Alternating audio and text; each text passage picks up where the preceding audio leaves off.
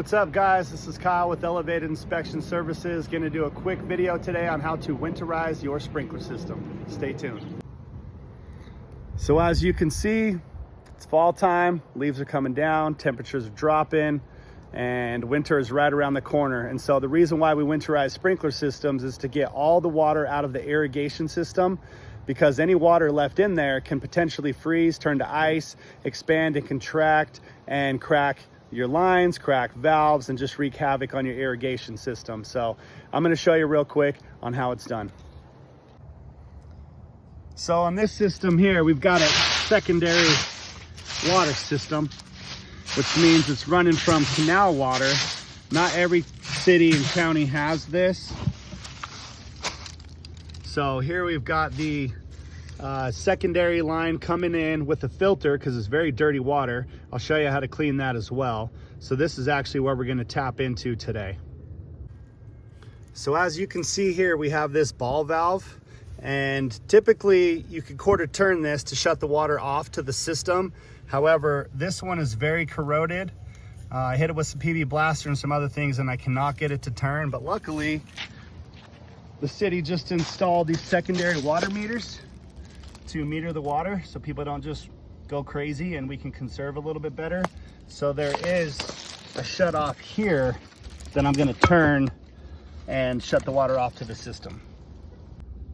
So here I've got my sprinkler key, but you can just use a crescent wrench or anything like that. And we're just going to quarter turn this clockwise, a quarter turn, and you'll feel it stop, and that shuts it off. Okay, so now that we've got our water shut off, I'm going to take the top of this filter off and show you guys the filter. It's probably pretty bad. Hasn't been cleaned since spring. Let's see. Oh, not too bad. So you can just take these inside, hit them with an old toothbrush, dish brush, and get all that gunk out of there and get it ready for spring. But I'm going to leave this out while we winterize. So I'm going to put the top back on,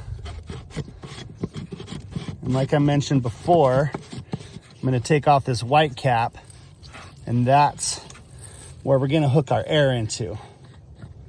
So unscrew that. So this is the piece that I use to hook up to connect our air. It's called a Chicago. You can see that it's a pretty tight fit, but it's got a little bit of a kink in it. However, I think we'll still be able to get enough pressure here to blow out the lines. So really you can do this with any type of compressor, but I happen to have a tow behind diesel compressor, big badass compressor that will take care of the jobs. Check it out. So we've got our hose reel here. I'm going to loosen that up.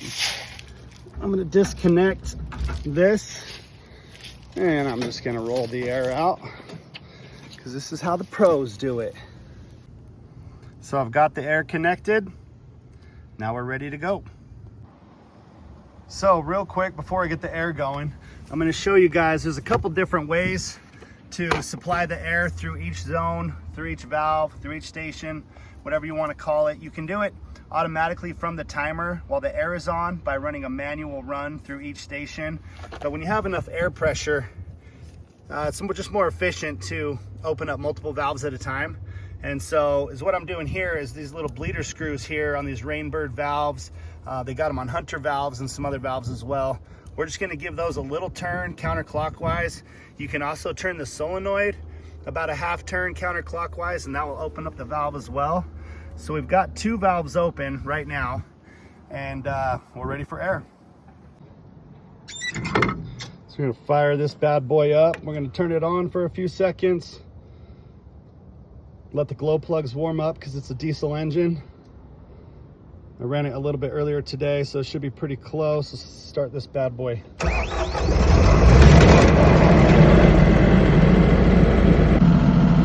give it some air.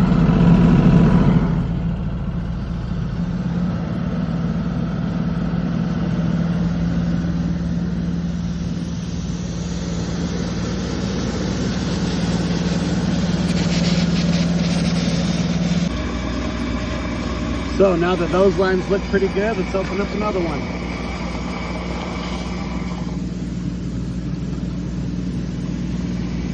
go.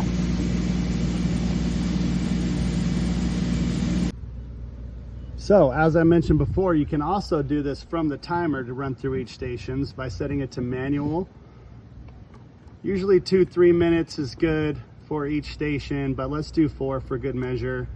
You're gonna hold this button to get it started. And that's gonna do 1, 2, which I think are up front. Skip straight to 4. And scare the hell out of your dog. There we go. Let's keep up. Boy, we started. Good dog.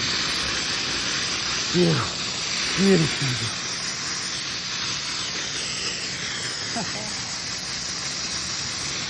And there you have it. It'll blow all the water out of all the lines and winterize your system.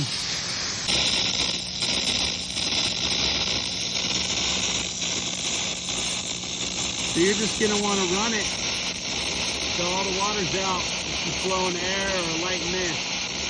Should be good to go at that point. All right, once all the water's out of all the lines, you're just gonna switch your timer to the off position, close it up, pray for snow.